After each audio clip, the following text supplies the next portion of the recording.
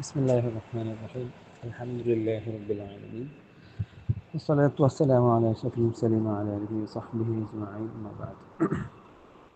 നമ്മളിന്ന് 23-ാമത്തെ ഹദീസാണ് പഠിക്കാൻ പോകുന്നത്. അൽ ഹുസ്നു അലൽ ആഖരീൻ, മറ്റുള്ളവർക്ക് വേണ്ടി ദുഃഖിക്കുക, സങ്കടപ്പെടുക, മറ്റുള്ളവരുടെ വേദന മനസ്സിലാക്കുക എന്നതിനെക്കുറിച്ചാണ്. നമ്മളിലേക്ക് മാത്രം ചുരുങ്ങുമ്പോഴാണ് മറ്റുള്ളവരുടെ വേദന നമുക്ക് മനസ്സിലാക്കാൻ സാധിക്കാതിരിക്കുക. അത് വലിയ പ്രയാസമാണ്. ഇസ്ലാമാണെങ്കിൽ അല്ലെങ്കിൽ ഒരു മുസ്ലിം മറ്റുള്ളവരുടെ ജീവിതം എപ്പോഴും പരിഗണിക്കേണ്ടവർ കൂടെയാണ്. ഇസ്ലാമിൻ്റെ എല്ലാ സംഗതികളും സോഷ്യലാണ്, അല്ലെങ്കിൽ ഒരു സാമൂഹികമായ ഉത്തരവാദിത്വം കൂടെ ഇസ്ലാം എപ്പോഴും ഓർമ്മിപ്പിക്കുന്നുണ്ട്. അത് പല സ്ഥലങ്ങളിലും നിർബന്ധ ബാധ്യതയാണ്. സക്കാത്ത് എന്ന് പറയുന്നത് സാമൂഹിക ഉത്തരവാദിത്തമാണ്. സ്വതക്ക എന്ന് പറയുന്നത് സാമൂഹികമായ ഉത്തരവാദിത്തമാണ്. നമുക്ക് തന്നെ സ്വതക്ക കൊടുക്കില്ല, നമ്മൾ മറ്റൊരാൾക്കാണ് കൊടുക്കുന്നത്. ഹജ്ജ് എന്ന് പറയുന്നത് ഇല്ലേ, ഇസ്ലാമിലെ ഹജ്ജ് എന്ന് പറയുന്നത് ലോകത്തുള്ള മുഴുവൻ ആളുകൾ ഒരുമിച്ച് കൂടുന്ന വലിയൊരു സംഗമമാണ്. നോമ്പ് എന്ന് പറയുന്നത് നമ്മൾ പട്ടിണി കിടക്കുകയും പട്ടിണി കിടക്കുന്നവരോട് ഐക്യപ്പെടുകയും ചെയ്യുകയാണ്. ഇങ്ങനെ ഇസ്ലാമിൻ്റെ ആരാധനകളിൽ ഭൂരിഭാഗവും നല്ലൊരു ശതമാനവും മറ്റുള്ളവരുടെ കാര്യം അംഗീകരിക്കുക എന്നുള്ളിടത്താണ്. ആ രീതിയിൽ ഇപ്പം ലോകത്ത് ഗാസയിൽ, ഫലസ്തീനിൽ, മറ്റിടങ്ങളിൽ മുസ്ലിമീങ്ങൾക്ക് വേദന ഉണ്ടാകുമ്പോൾ, മനുഷ്യന്മാർക്ക് വേദന ഉണ്ടാകുമ്പോൾ നമ്മളും അതിനുവേണ്ടി വേദനിക്കാൻ സന്നദ്ധരാവണം എന്നതാണ് ഞാൻ പറഞ്ഞു തന്നത്. നോക്കൂ, ബിസ്മില്ലാഹിർ റഹ്മാനിർ റഹീം. ഹദ്ദസനാ അബൂ ബക്കർ ബിൻ അബീ ശൈബത്ത വഅബൂ സഈദ് قال حدثنا وكيع عن الأعمش عن الشعبي عن النعمان بن بشير قال قال رسول الله صلى الله عليه وسلم. അള്ളാഹുവിൻ്റെ റസൂൽ പറഞ്ഞു, അൽ മുഅ്മിനൂന കറജുലിൻ വാഹിദിൻ, മുഅ്മിനീങ്ങൾ ഒരൊറ്റ ശരീരം പോലെയാണ്. ലോകത്തെ മുഴുവൻ മുഅ്മിനീങ്ങളും ഒരൊറ്റ ശരീരം പോലെയാണ്. ഇനിസ്തകാ റഅ്സഹു തദഅ ലഹു സായിറൽ ജസദ്, അതിൻ്റെ തല ഒരു പരാതി പറഞ്ഞാൽ, അല്ലെങ്കിൽ തലക്ക് വേദനയായാൽ, ഇസ്തകാറിൻ്റെ പദത്തിനർത്ഥം പരാതി പറയാനാണ്. അപ്പോൾ തല പരാതി പറയുന്നതിന് തലവേദനയായി കഴിഞ്ഞാൽ, തദഅ ലഹു സായിറൽ ജസദ്, തല മാത്രമല്ലല്ലോ, ശരീരത്തിൻ്റെ ബാക്കി മുഴുവൻ ഭാഗവും അതിനു വേണ്ടി ദുഃഖിക്കുകയും അതിൻ്റെ പ്രയാസം അനുഭവിക്കുകയും ചെയ്യുന്നുണ്ട്. തലക്കല്ലേ വേദന ഉള്ളൂ, ബാക്കി എല്ലാ ഭാഗവും കിടന്നുറങ്ങിക്കോട്ടെ എന്ന് തല പറയൂല. അങ്ങനെ നമുക്ക് സാധിക്കില്ല. കാലിന് വേദന ആകുമ്പം ബാക്കി മൊത്തം കിടന്നുറങ്ങുക, കാലേ വേദന അനുഭവിക്കുക, അങ്ങനെ ഇല്ലല്ലോ.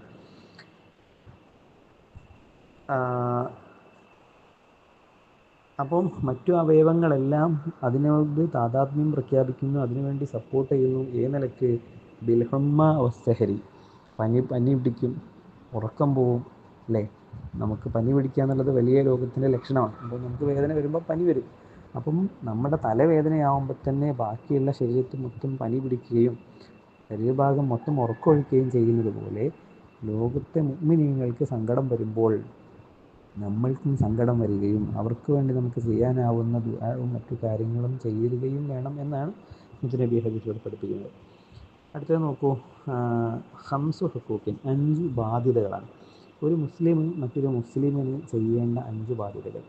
ഇത് കൃത്യമായി നമ്മൾ പുലർത്തുകയാണെങ്കിൽ ലോകത്തൊരാൾക്കും നമ്മളോട് ശത്രുത ചെയ്യാൻ കഴിയില്ല.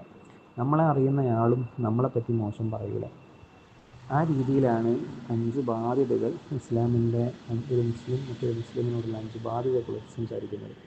നോക്കൂ, ഹഖുൽ മുസ്ലിമി അലൽ മുസ്ലിമി ഖംസുൻ, ഒരു മുസ്ലിമിന് മറ്റൊരു മുസ്ലിമിനോടുള്ള ബാധ്യത 5 എണ്ണമാണ്.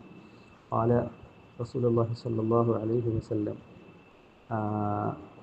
അള്ളാഹു റസൂൽ പറഞ്ഞു, അബൂ ഹുറൈറയിൽ നിന്ന് ഉദ്ധരിക്കുന്ന ഹദീസാണ്, ഖംസുൻ തജിബു ലിൽ മുസ്ലിമി അലാ അഖിഹി, 5 കാര്യങ്ങൾ ഒരു മുസ്ലിമിന് മറ്റൊരു മുസ്ലിം സഹോദരന് ചെയ്തു കൊടുക്കൽ നിർബന്ധമാണ്. അങ്ങനത്തെ 5 ബാധ്യതകൾ, 5 കാര്യങ്ങളുണ്ട്. 1 റദ്ദു സലാം അടക്കുക. ഒരാൾ അസ്സലാമു അലൈക്കും എന്ന് പറഞ്ഞാൽ അയാൾ എത്ര നമ്മളോട് ദേഷ്യപ്പെട്ട അയാളായാലും സലാം അടക്കണം. അതേസമയം വഹാബിയാണ്, മൗലൂദിയാണ്, നമ്മൾ ഒഴിവാക്കേണ്ട ആളാണ്. ഒരു നിലക്കും അയാളോട് സലാം പറഞ്ഞിട്ടും കാര്യമില്ല, അയാളോട് ചിരിച്ചിട്ടും കാര്യമില്ല. നമ്മളെ അതിശക്തമായ രീതിയിൽ പ്രതിഷേധിക്കുന്ന, അയാൾ ഒരിക്കലും ഇതിലേക്ക് പിന്നീട് സുന്നത്തിലേക്ക് കടന്നു വരാൻ സാധ്യതയില്ലാത്ത ഒരാളാണെങ്കിൽ നമ്മുടെ സലാം മടക്കം നിർബന്ധമൊന്നുമില്ല. അതേസമയം നമ്മൾ സലാം മടക്കിയാൽ അയാൾ നമ്മളോട് സംസാരിക്കാനും നമുക്ക് സത്യം പറഞ്ഞു കൊടുക്കാനൊക്കെ ഒരു സാധ്യതയുണ്ട്. നമ്മുടെ സംഗമത്തിലേക്ക്, നമ്മുടെ പരിപാടിയിലേക്ക് അയാൾ വരും, അയാൾക്ക് ഹിദായത്ത് കിട്ടാനുള്ള സാധ്യത ഉണ്ടെങ്കിൽ സലാം മടക്കുകയും വേണം. ഈ രീതിയിൽ ഒരു മുസ്ലിം മറ്റൊരു മുസ്ലിമിനോട് ചെയ്യേണ്ട 1ാമത്തെ ബാധ്യതയാണ് സലാം മടക്കുക എന്ന് പറയുന്നത്. സലാം പറഞ്ഞാൽ അത് മടക്കണം. 2ാമത്തേത് അപ്പോൾ തഷ്മീത്തുൽ ആത്തിസ് തുമ്മിക്കഴിഞ്ഞാൽ ഇർഹമുക്കല്ല പറഞ്ഞു കൊടുക്കണം. അൽഹംദുലില്ലാ എന്ന് പറഞ്ഞാൽ പിന്നെ മിണ്ടാതെ ഉത്തരക്കലല്ല. ഇർഹമുക്കല്ല എന്ന് കേട്ടയാൾ പറയണം, അയാൾക്ക് റഹ്മത്ത് ചെയ്ത് കൊടുക്കണം. അത് കേട്ടാലോ യഹ്ദീകുമുല്ലാഹു യുസ്ലിഹു ബാലക്കും എന്ന് നമ്മൾ വീണ്ടും എന്താണ് അയാൾക്ക് ചൊല്ലിക്കൊടുക്കണം. അത് വലിയ ദുആ ആണ്, അതൊരു ബാധ്യതയാണ്. അതുപോലെ തന്നെ ഇജാബത്തു ദഅവ, ക്ഷണിച്ചാൽ ആ ക്ഷണം സ്വീകരിക്കണം. കല്യാണത്തിനോ സൽക്കാരത്തിനോ മത്സ്യ വീട്ടിൽ പരിപാടിക്കോ വേറെന്തെങ്കിലും പ്രോഗ്രാമുകൾക്കോ നമ്മൾക്ക് ഒഴിവുണ്ട്, നമ്മൾക്കത് ഓർമ്മയുണ്ട് എങ്കിൽ നിർബന്ധമായി പോകണം. അല്ല നമുക്ക് എന്നെ കല്യാണത്തിന് വിളിച്ചു, ഞാനന്ന് ഹൈദരാബാദിലാണ് എങ്കിൽ ഞാൻ ആ വിവരം പറയണം, എനിക്ക് വരാൻ പറ്റില്ല, ഞാൻ ഹൈദരാബാദിലാണ്, അപ്പോഴും അത് പറയണം.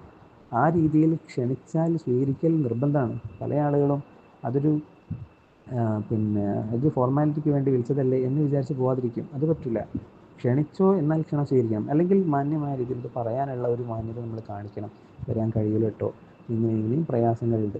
അതേസമയം ഒന്നും മിണ്ടാതിരിക്കുകയും പോവാതിരിക്കുകയും ചെയ്തു കഴിഞ്ഞാൽ മാനസികമായി അയാൾ നിങ്ങളെ വിളിച്ചിട്ടുണ്ട്, അപ്പോൾ നിങ്ങൾ വരാതിരിക്കുന്നതിൽ ഞങ്ങളോടെന്തോ പ്രശ്നമുണ്ടെന്ന ഒരു പ്രശ്നം അവിടെ വരാൻ സാധ്യതയുണ്ട്.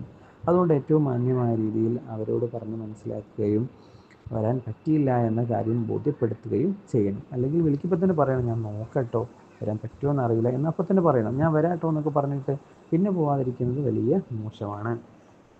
അത് ഒരു മുസ്ലിം മറ്റൊരു മുസ്ലിമിനോട് ചെയ്യേണ്ട നിർബന്ധ ബാധ്യതയിൽപ്പെട്ട മൂന്നാമത്തെ കാര്യമാണ്. നാലാമത്തെ കാര്യം വഇയാദത്തുൽ മരീദ്, രോഗിയെ സന്ദർശിക്കുക.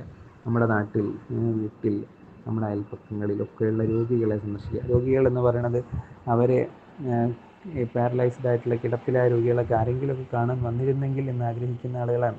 സംസാരിക്കാൻ ആരെങ്കിലും കിട്ടിയിരുന്നെങ്കിൽ എന്ന് ആഗ്രഹിക്കുന്ന ആളുകളായിരിക്കും രോഗിയിൽ കൂടുതൽ.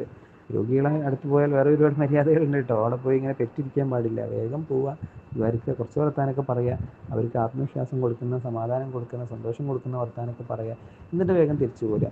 അല്ലാതെ അവിടെ ഇരുന്ന് അവരെ മുഷിപ്പിക്കുക, എൻ്റെ കുട്ടിക്ക് ഇതേ രോഗമൊന്നും ഉണ്ടായിരുന്നു, ഓവിനെ മരിച്ചിട്ടാണ് എന്നൊക്കെ പറഞ്ഞ് അവരെ ഇടങ്ങേറാക്കുകയോ ടെൻഷനാക്കുകയോ ശാപവാക്കുകൾ പറയുകയോ അവരെ ബുദ്ധിമുട്ടാക്കുകയും ചെയ്യാൻ പാടില്ല. അതേസമയം രോഗിയെ സന്ദർശിക്കൽ ഒരു ബാധ്യതയാണ്. അതുപോലെ തന്നെ ഏറ്റവും അവസാനമായി വത്തിബാഉൽ ജനായിസ്, മരിച്ചു കഴിഞ്ഞാൽ ആ ജനാസയെ അനുഗമിക്കുക. ജനാസയെ അനുഗമിച്ചാൽ ഉഹുദ് മലയോളം കൂലി കിട്ടുന്നതാണ്. ആർക്കതിനൊക്കെ നേരല്ലേ? മരിച്ച വീട്ടിൽ പോവുക, അവിടെ ദ്വാരക്കായി, അവിടുന്ന് ഖുർആൻ ഓതുക, അത് പിന്നെ പള്ളിയിലേക്ക് കൊണ്ടുപോയി കൂടെ പോവുക, ദഫനിൽ പങ്കെടുക്കുക, മയ്യിത്ത് നിസ്കാരത്തിൽ പങ്കെടുക്കുക, ദുആ ചെയ്യുക. ഇതിനുള്ള പ്രതിഫലം ഉഹുദ് മലയോളമാണെന്ന് നബി പറഞ്ഞിട്ട്. അപ്പോൾ ആ രീതിയിൽ ഈ 5 ബാധ്യതകൾ ഒരു മുസ്ലിമിൻ്റെ ബാധ്യതയാണ്. ഒരിക്കൽ മുസ്ലിം സല്ലല്ലാഹു അലൈഹി വസല്ലം തങ്ങൾ ഈ 5 കാര്യവും ഒരു മജ്ലിസിൽ ചെയ്ത ആരെങ്കിലും ഉണ്ടോ എന്ന് ചോദിക്കുമ്പോൾ പൂർണ്ണമായും അബൂബക്കർ സിദ്ദീഖ് റളിയല്ലാഹു അൻഹു ചെയ്യുന്നുണ്ട് എന്ന് പറയുന്നുണ്ട്.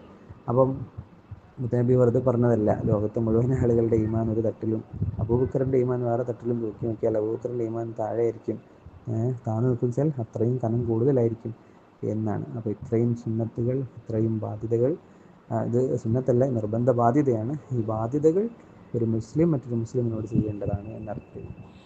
ഇനി അടുത്ത ഹദീസ് നോക്കൂ.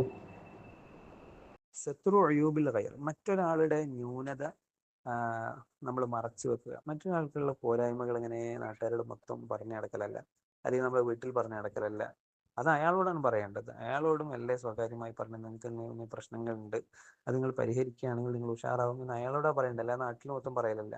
വീട്ടിൽ മരുമകളുടെ പിന്നെ ന്യൂനത അപ്പുറത്തെ ഇളാമനോടല്ലേ പറയേണ്ടത്, അതാ മോളോടാ പറയേണ്ടത്. അമ്മായിയമ്മയുടെ ന്യൂനത അത് അപ്പടെ വീട്ടിൽ വിളിച്ചല്ലേ പറയേണ്ടത്, അമ്മായിയമ്മയോടാണ് അത് മനസ്സിലാകുന്ന രീതിയിൽ പറഞ്ഞു കൊടുക്കേണ്ടത്. അതിനെക്കുറിച്ചാണ് ഈ ഹദീസ്. നോക്കൂ. قال رسول الله صلى الله عليه وسلم لا يستر عبد عبدا في الدنيا إلا ستره الله يوم القيامة. ഒരടിമയും ദുനിയാവിൽ ഒരാളുടെ ന്യൂനത, പോരായ്മ മറച്ചു വെച്ചാൽ എന്താണ് സംഭവിക്കുക എന്ന് ചോദിച്ചാൽ, ഇല്ലാ സത്രഹുല്ലാഹു യൗമൽ ഖിയാമ, ഖിയാമത്ത് നാളിൽ അള്ളാഹു അവരുടെ ന്യൂനത മറച്ചു വെക്കും. നോക്കൂ നിങ്ങള്, നമുക്ക് മനുഷ്യനാകുമ്പോൾ മനുഷ്യന് എന്തെങ്കിലും പ്രശ്നങ്ങൾ ഉണ്ടാവും. ഒരു ന്യൂനതയില്ലാത്ത മനുഷ്യൻ മുത്തുനബിയേ ഉള്ളൂ. ബാക്കി എല്ലാവർക്കും ചെറുതായ അല്ലെങ്കിൽ വലുതായ തന്നെ സ്വഭാവത്തിലോ വേഷത്തിലോ അവരുടെ പിന്നെ രൂപത്തിലോ ഒക്കെ വൈകൃതങ്ങൾ ഉണ്ടാവും, പോരായ്മകൾ ഉണ്ടാവും. സ്വാഭാവികമായ സംഗതിയാണത്. പക്ഷെ അത് മനസ്സിലാക്കുന്നതിന് പകരം അതിങ്ങനെ കളിയാക്കി അവരെ പുച്ഛിച്ച് അവിടെയും ഇവിടെയും പറയുകയും അല്ല വേണ്ടത്. അത് അവർക്ക് മനസ്സിലാക്കി കൊടുക്കുന്ന രീതിയിൽ പറഞ്ഞു കൊടുക്കുകയും തെറ്റ് തിരുത്തുകയും ചെയ്യണം. അങ്ങനെ ആകുമ്പോഴേ അള്ളാഹു നമ്മളുടെ ഒരു അയ്ബ്, ഒരു പോരാത്തരം അത് അള്ളാഹു എന്നാൽ മറച്ചു വെക്കുള്ളൂ.